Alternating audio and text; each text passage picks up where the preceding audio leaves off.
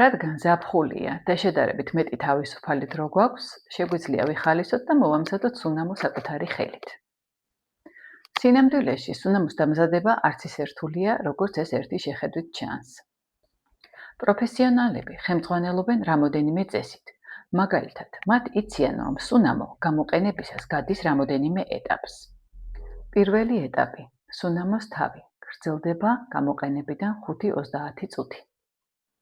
მეორე ეტაპი – სუნამოს გული გრძელდება გამოყენებიდან 12-24 საათი.